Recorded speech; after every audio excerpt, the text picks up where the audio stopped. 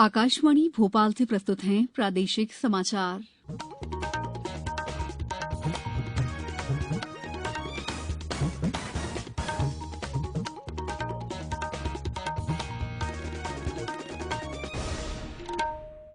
नमस्कार, समाचारों के साथ मैं दीपा सिंह।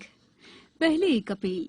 कोविड मरीजों की संख्या फिर से बढ़ रही है, इसलिए सभी श्रोताओं से अपील है कि किसी भी तरह की कोताही न बरतें, सभी सुरक्षा उपायों का पालन करें और 45 साल से ऊपर के सभी लोग बेहिचक टीका लगवाएं, सुरक्षित रहें और इन आसान उपायों का पालन करें।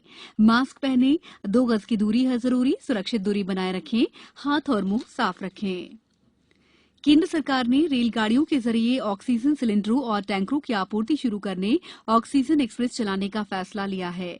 केंद्रीय मंत्री पीयूष गोयल ने कहा है कि ऑक्सीजन एक्सप्रेस रेलगाड़ियों की तेजी से आवाजाही और राज्यों को चिकित्सीय ऑक्सीजन समय पर उपलब्ध कराने के लिए ग्रीन कॉरिडोर बनाया जा रहा है। उधर केंद्र सरकार ने इस महीने की 22 तारीख से ऑक्सीजन के औद्योगिक इस्तेमाल पर रोक लगा दी है। इस अस्थायी रोक से उपलब्ध होने वाली ऑक्सीजन का इस्तेमाल कोविड-19 रोगियों के उपचार के लिए मेडिकल ऑक्सीजन के रूप में किया जा सकेगा।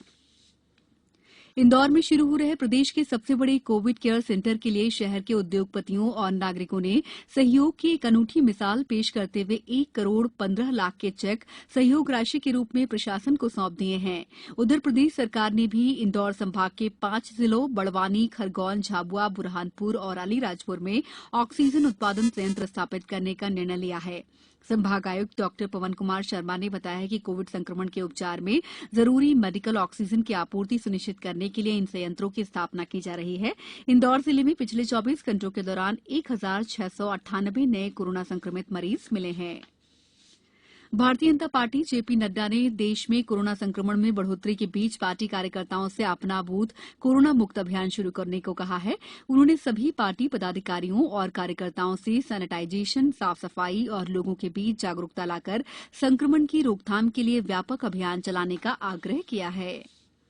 केंद्र सरकार ने 8 चिकित्सा उपकरणों की आपूर्ति श्रृंखला सुनिश्चित करने के लिए संबंधित प्रावधानों में 6 महीने की छूट दी है। इस छूट का लाभ सीटी स्कैन उपकरण, एमआरआई उपकरण, पीएटी उपकरण, डायलिसिस मशीन, एक्सरे मशीन और बोन मैरो सेल सेपरेटर आदि पर मिलेगा। राजधानी भोपाल समेत प्रदेश के कुछ हिस्सों में सुबह से हल्के बादल छाने के कारण गर्मी से राहत मिली है। मौसम विभाग के अनुसार अरब सागर पर बने एक प्रति चक्रवात के कारण प्रदेश के वातावरण में हवा के साथ नमी आने का सिलसिला बना हुआ है। बादलों की मौजूदगी के कारण प्रदेश के अधिकांश जिलों में अधिकतम तापमान में अपेक्षाकृत वृद्धि नहीं हो पा रही है। 2 दिन बाद मौसम एक बार फिर करवट बदलेगा और तापमान में वृद्धि के साथ प्रचंड गर्मी पड़नी शुरू हो जाएगी। जबलपुर में शाम तक फिर मौसम बदलने की संभावना जताई गई है।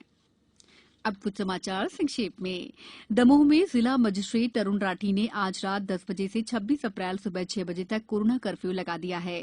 खंडवा में पंधाना विधायक राम दांगोरे ने शासकीय हॉस्पिटल को कोरोना संक्रमण से उत्पन्न परिस्थितियों से निपटने के लिए 50 लाख रुपए देने की घोषणा की है।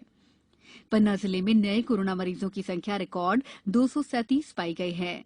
शिवपुरी जिले में कोरोना प्रसार को नियंत्रित करने के लिए नोडल और सहायक नोडल अधिकारी नियुक्त किए गए हैं।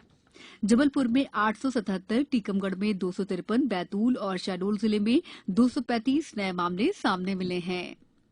आगर मालवा के ग्रामीण क्षेत्र में पगड़ी विवाह समारोह, मन्नत, मानता, कथा जैसे सभी कार्यक्रमों पर रोक लगा दी गई है। बुलेटिन के अंत में आप सभी से एक अपील, मास्क और 2 गज की दूरी, हाथ धोना भी है जरूरी। नमस्कार।